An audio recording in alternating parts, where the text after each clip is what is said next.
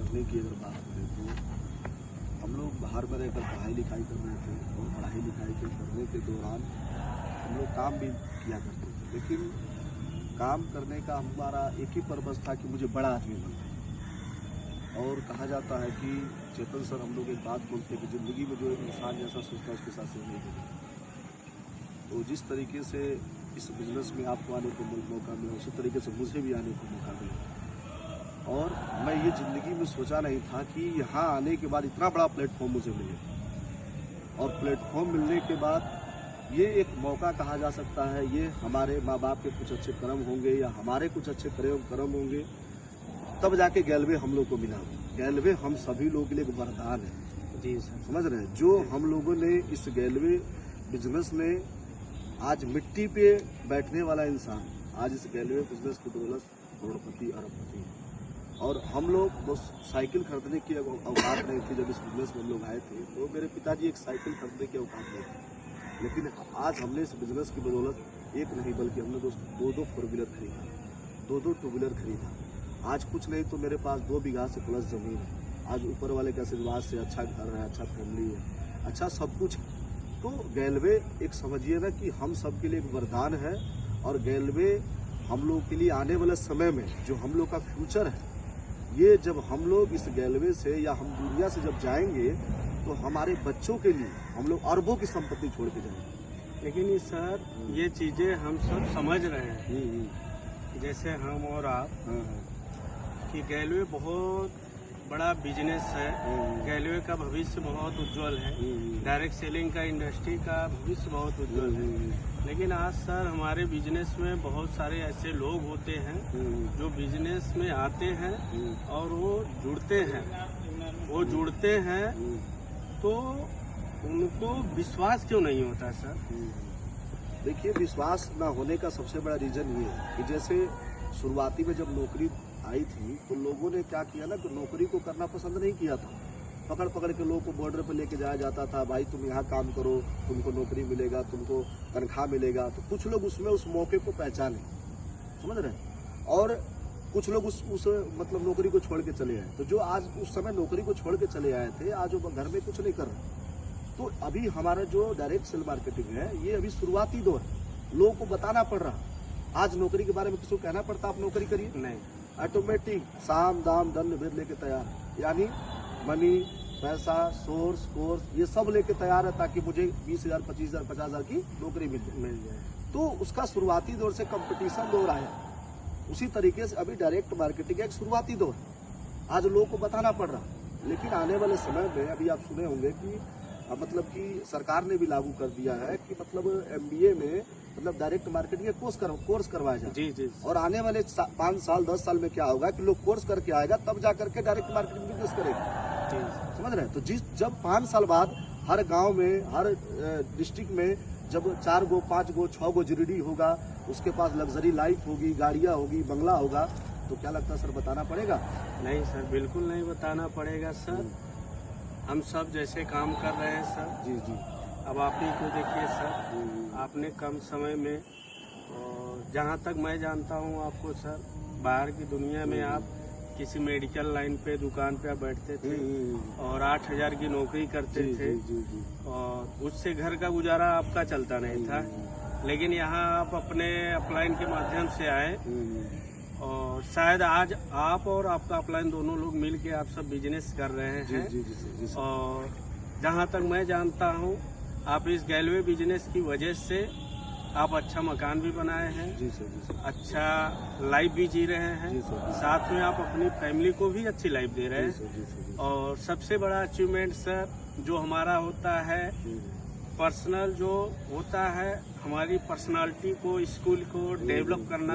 यानी कि जो आपका बाहर की दुनिया में आप पैसे कमा लेते हैं, लेकिन ये जो पर्सनालिटी है और ये जो बात करने का सर आपका तरीका है, ये जो ड्रेसिंग सेंस आपका पहनने का है, जो मेंटेन करके हेयर स्टाइल, और जो आपका दिख रहा है, शायद वो बाहर इंडस्ट्री में नहीं हो पाता। बिल्कुल नहीं। अगर ये संभव हो पाया तो डायरेक्ट सेलिंग इंडस्ट्री, गैलवे इंडस्ट्री में, तो यही चीजें मैं आपसे एक और प्रश्न छोटा सा करना चाहूँगा सर, कि कुछ हमारे जो डाउनलाइन भाई हैं जो हमारे नए नए बिजनेस से जुड़ रहे हैं, जी जी जी। तो इस बिजनेस में कुछ यात्रा को क्या करते हैं, सफर करते हैं, यानी कि वो सीढ़ी से पीढ़ी बनते हैं, थोड़ी सी परेशानी आ जाती है सर तो बहुत परेशान होने लगते हैं और बिजनेस को छोड़ने का निर्णय ले लेते हैं सर। तो उनको थोड़ा सा सर आप क्या आपके जीवन में कभी ऐसा नहीं आया कि आपने काम करना शुरू किया और आपको रिजेक्शन नहीं आया सर? तो यही मैं आपसे जानना चाहता हूँ सर। देखिए, सबसे बड़ी चीज है कि एक कहावत है भोजपुरी में कि सब कुत्ता अगर कैसे चलेगा थड़ियों में कौन चाटेगा। जी ये भोजपुरी में कहावत है। देखिए, दुनिया का हर काम हर इंसान नहीं करता, ये बात तो आप जानते हैं। चाहे नौकरी हो गया, चाहे बिजनेस हो गया, चाहे विदेश जाना हो गया, चाहे कोई भी काम हो गया, दुनिया का हर काम हर आदमी नहीं करता। दूसरा चीज, ये इंडस्ट्री जो है ये गरीबों के लिए, जी सर, ये गरीबों के लिए है। और इस बिजनेस को वही करता है जिसके पास बहुत बड़ा सपना होता है, जिसकी घर में परेशानियां होती है और जो इस बिजनेस से बहुत बड़ा अचीवमेंट करना चाहता है, यानी एक लाइफ स्टाइल बनाना चाहता है, अपने गांव में, अपने डिस्ट्रिक्ट में एक अलग रुतबा बनाना चाहता है, वो इस बिजनेस को करता है। और रहेगी सर परेशानी की, तो परेशानी एक चुनौती है जो खाली परेशान करने के लिए इंसान के पास है, तो उसको टच करती है। जैसे हम एक मार्केट में जाते हैं ना, तो सर हम लोग मटका खरीदते हैं 40 रुपये 50 रुपये का, तो उस मटके को ना हम लोग ठोकते हैं, पानी डालते हैं, यार छू तो नहीं जाओ पानी। उसी तरीके से ना भगवान भी हमको ना, सोचिए कि मैं आपको पहले बताया कि मैं गरीब कर रहने वाला हूँ और आज मेरे पास ऊपर वाले का आशीर्वाद से सब कुछ है। तो भगवान ने मुझे भी टच किया, मुझे भी चेक किया, क्या अखिलेश करोड़ों की प्रॉपर्टी बनाने लायक है, क्या वो गैलवे में 50,000 कमाने लायक है? मुझे भी टच किया।